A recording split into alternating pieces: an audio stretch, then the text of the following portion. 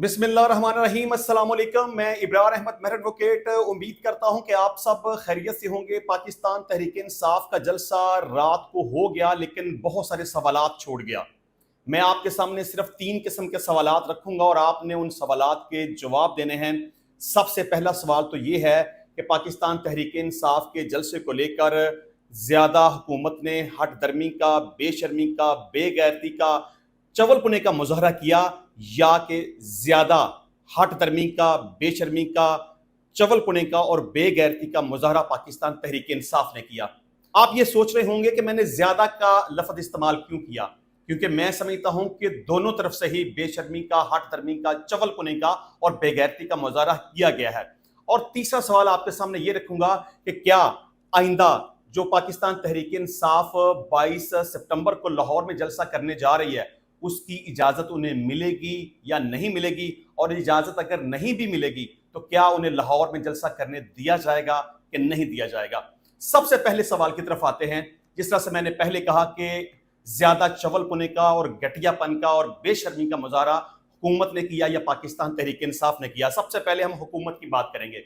पाकिस्तान तहरीक इंसाफ चूंकि जलसा करना चाहती थी, उसने मुतअद्दिद दफा डिप्टी कमिश्नर इस्लामाबाद से जलसे का इजाजतनामा हासिल किया, लेकिन हर दफा उनका इजाजतनामा मनसूख कर दिया जाता था। अल्टीमेटली उन्होंने 22 अगस्त को जलसा करना था, लेकिन ऐन मौके पे आन के, जबकि कल जलसा था, रात को उनका नोटिफिकेशन मनसूख कर दिया गया। उन्हें दोबारा से नोटिफिकेशन जारी किया गया कि आप 8 सितंबर को जलसा कर सकते हैं। चले, ये बात तो तय हो गई कि ऑफिशियली पाकिस्तान तहरीक इंसाफ को जलसा करने की बाज़ाब्ता और बाकायदा तौर पर इजाजत मिल गई और पाकिस्तान तहरीक इंसाफ ने उस हवाले से अपनी तैयारियां करनी शुरू कर दी। अब यहां सबसे पहली बेशर्मी और बेगैरती वाली बात यह है कि जब आइन इस बात की इजाजत देता है कि कोई भी सियासी जमात अगर जलसा करना चाहे, एहतजाज करना चाहे, तो वो कर सकती है आइन और कानून के दायरे के अंदर रहते हुए और पुरअमन तरीके से, तो फिर उसे जलसा करने की इजाजत दी जानी चाहिए। डिप्टी कमिश्नर इस्लामाबाद के पास ऐसा कोई इख्तियार मौजूद नहीं था कि वो बार बार नोटिफिकेशन करता और उसे मनसूख कर देता था। दूसरे नंबर पे बात यह है कि लेकिन जब एक दफा इजाजत दे दी गई तो उसके बाद जलसे में जो रुकावटें पैदा की गई, उससे बड़ी घटिया हरकत और कोई हो नहीं सकती। जैसे कि आपने इजाजत तो दे दी है, तो फिर आपने एक दफा इजाजत देने के बाद जलसे का मुकाम तब्दील क्यों किया।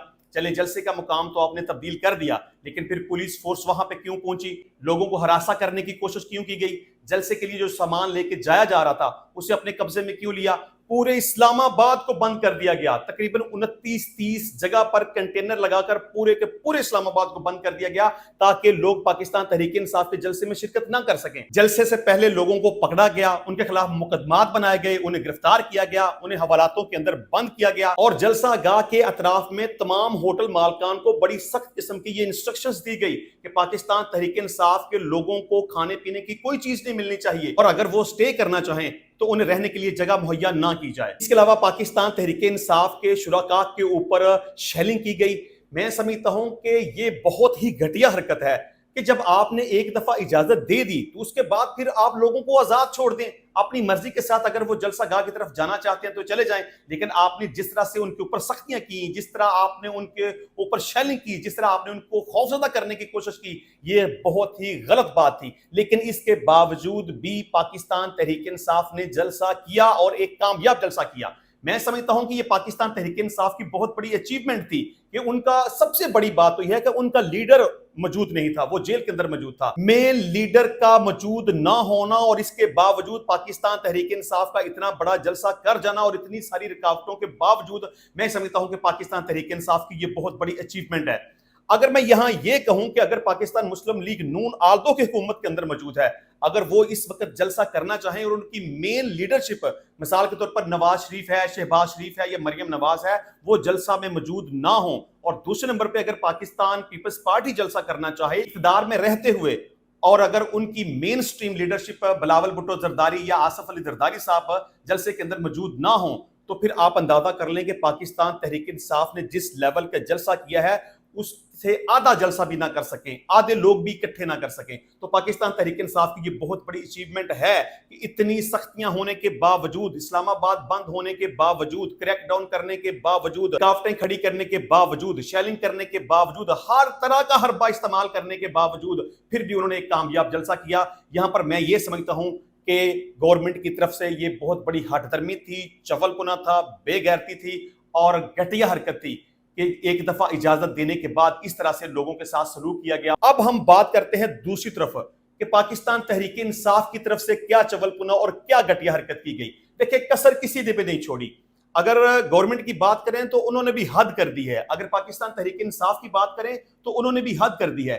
دیکھیں ایک سیاسی جماعت کا کام ہوتا ہے پرامن طریقے سے احتجاج کرنا، پرامن طریقے سے جلسہ کرنا، اچھے الفاظ کا استعمال کرنا، اچھے طریقے سے تنقید کرنا۔ لیکن اگر آپ بدتمیزی کریں گے، آپ گالم گلوچ کریں گے، آپ شرانگیزی کریں گے، آپ لوگوں کو غلط کام کے لیے موٹیویٹ کریں گے تو پھر جلسہ نہیں ہوتا، یہ شرانگیزی ہوتی ہے۔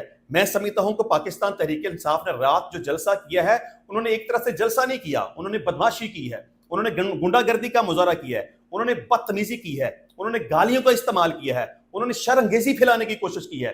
علی میر گنڈا پور کے بارے میں مجھے سمجھ نہیں آتی کہ عمران خان نے اسے کے پی کی کا وزیر اعلیٰ کیوں بنا دیا؟ کیا خوبی ہے اس بندے کے اندر؟ نہ اسے کوئی تہذیب ہے، نہ اسے تمیز ہے، نہ اسے بات کرنے کا سلیقہ معلوم ہے، پتہ نہیں اس انسان کی تربیت کہاں سے ہوئی ہے۔ اور عمران خان صاحب نے اس بندے کا دماغ خراب کیا ہوا ہے کہ جو کوئی بھی علی میر گنڈا پور کے خلاف جائے گا میں اس کے خلاف ہوں، میں اسے ٹکٹ نہیں دوں گا، میں علی میر گنڈا پور کے ساتھ کھڑا ہوں، میں نے اسے وزیر اعلیٰ منتخب کیا ہے۔ لیکن علی میر گنڈا پور کو وزیر اعلیٰ منتخب کرنے کا یہ ہرگز مطلب نہیں ہے وہ بدتمیزی کرے، وہ غلط الفاظ کا استعمال کرے، وہ عورتوں کا لحاظ نہ رکھے۔ میں تو یہ کہتا ہوں کہ علی میر گنڈا پور کا نام شاید علی میر گنڈا پور ہونا چاہیے، کیونکہ اس کے لب و لہجے سے بالکل بھی ایسا نہیں لگتا کہ وہ ایک نفیس انسان ہے، وہ ایک پڑھا لکھا انسان ہے۔ اس کی گفتگو سننے کے بعد ایسا ہی لگتا ہے کہ جیسے وہ کوئی ایک گنڈا ہے، وہ کوئی شر پسند انسان ہے۔ اور اس بندے نے اپنی تقریر کے دوران یہ ثابت کیا کہ وہ واقعی ہی ایک شر پسند انسان ہے۔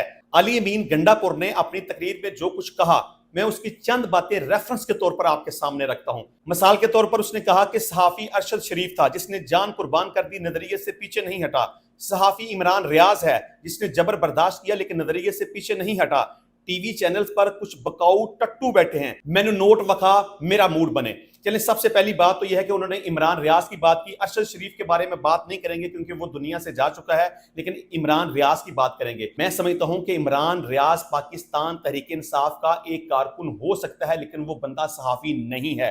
اس نے ہمیشہ انتشار کی بات کی ہے، ہمیشہ شرانگیزی کی بات کی ہے، ہمیشہ نفرت کی بات کی ہے، ہمیشہ مخالفت کی بات کی ہے۔ اس بندے نے کبھی بھی نیوٹرل رہ کر بات نہیں کی، جب بھی اس نے بات کی ہے پاکستان تحریک انصاف کی فیور میں بات کی ہے۔ اور اس کے علاوہ علی میر گنڈا پور نے جس طرح سے میڈیا کے بارے میں الفاظ استعمال کیے، جس طرح سے صحافی خواتین کے بارے میں الفاظ استعمال کیے، انہیں لفافی کہا، انہیں ٹٹو کہا، انہیں بکاؤ مال کہا، پتہ نہیں کیا کیا کہا، میں سمجھتا ہوں کہ یہ انتہائی لیول کی بے شرمی ہے کہ آپ بات کریں، آپ تنقید کریں، آپ جو مرضی کریں، لیکن ٹٹو کا لفظ استعمال کرنا، بکاؤ کا لفظ استعمال کرنا، خواتین کے لیے لفافی کا لفظ استعمال کرنا، یہ بہت بڑی بدتمیزی ہے۔ اچھا اس کے علاوہ انہوں نے مریم نواز کے بارے میں کیا کہا؟ انہوں نے کہا کہ این او سی ہو یا نہ ہو اگلا جلسہ لاہور میں ہوگا، مریم میں آ رہا ہوں، پنگا مت لینا، وہ حال کریں گے کہ بنگلہ دیش بھول جاؤ گے۔ ہمارے پٹھانوں کا ایک اصول ہے، ڈول بھی لاتے ہیں اور بارات بھی۔ دیکھیں اس سے بڑی بری بات اور اس سے بڑی بدتمیزی اور کیا ہو سکتی ہے کہ آپ ایک خاتون کو مخاطب کرتے ہوئے اسے کہہ رہے ہیں کہ مریم میں آ رہا ہوں۔ ہمارے پٹھانوں کا ایک اصول ہے کہ ہم ڈول بھی لے کے آتے ہیں، بارات بھی لے کے آتے ہیں۔ دیکھیں اگر مریم یا پاکستان مسلم لیگ نون کا کوئی بھی بندہ آپ کی فیملی ممبر کے بارے میں بات کرے، آپ کے گھر کی کسی خاتون کے بارے میں بات کرے تو سوچیں پھر یہ بات آپ کو اچھی لگے گی؟ یہ رویہ انتہائی غلط ہے اور قابل مذمت ہے۔ اس طرح کے الفاظ استعمال ہرگز نہیں کرنے چاہیے تھے۔ اس کے علاوہ جی گنڈا پور صاحب کہتے ہیں جی مجھے 9 مئی سے پہلے گرفتار کیا گیا تھا، بیان دلوانے کے لیے جو تشدد کیا گیا وہ قوم کو اگلے جلسے میں بتاؤں گا، ان کو ننگا کروں گا۔ 9 مئی سے پہلے میں نے ان کی آنکھوں میں عمران خان کے لیے نفرت دیکھی۔ 9 مئی بہانہ ہے، عمران خان نشانہ ہے۔ یہاں پر بھی علی میر گنڈا پور نے عوام کو بلیک میل کرنے کی کوشش کی ہے۔ اگر آپ کے ساتھ کچھ غلط ہوا ہے تو پھر آپ یہ کیوں کہتے ہیں کہ میں لاہور کے جلسے میں جا کے یہ بیان کروں گا؟ آپ کے پاس موقع تھا, آپ تقریر کر رہے تھے, بڑی بڑی باتیں کر رہے تھے, بدتمیزی کر رہے تھے, برے الفاظ کا استعمال کر رہے تھے, خواتین کی عزت اچھال رہے تھے. آپ وہاں پر بھی جو کہنا چاہتے کہہ سکتے تھے, اس سے پہلے بھی کہہ سکتے تھے, رات والے جلسے میں بھی کہہ سکتے تھے, لیکن آپ نے جان بوجھ کر ایسا نہیں کہا. اس کے علاوہ جی گنڈا پور صاحب نے کہا کہ عمران خان کے سارے کیسز ختم ہو چکے, اگر 1-2 ہفتے میں قانونی طور پر عمران خان رہا نہ ہوا تو عمران خان کو ہم خود رہا کروائیں گے. مطلب آپ کیا سمجھتے ہیں کہ آپ بدامنی پیدا کریں گے, آپ شرانگیزی پھیلائیں گے, آپ قانون کو اپنے ہاتھ میں لیں گے, آپ لوگوں کو اکٹھا کر کے مارچ کریں گے اڈیالہ جیل کی طرف, وہاں جا کے آپ جیل کو توڑ کے عمران خان کو رہا کروائیں گے؟ مطلب کہ آپ کیا چاہتے ہیں؟ لوگوں کو کس طرح سے آپ موٹیویٹ کرنے کی کوشش کر رہے ہیں, بدامنی پیدا کرنے کی کوشش کر رہے ہیں؟ جی میں لیڈ کروں گا, آپ نے میرا ساتھ دینا ہے, میں گولی کھاؤں گا, میں گولی مار دوں گا, عمران خان کو ہم رہا کروائیں گے. یہ آپ قوم کو کس طرف لے کے جا رہے ہیں؟ اس کے علاوہ گنڈا پور صاحب یہ کہتے ہیں کہ جنرل فیاض حمید ہمیں جہیز میں ملا تھا, وراثت میں ملا تھا, اسے ہم نے جنرل بنایا.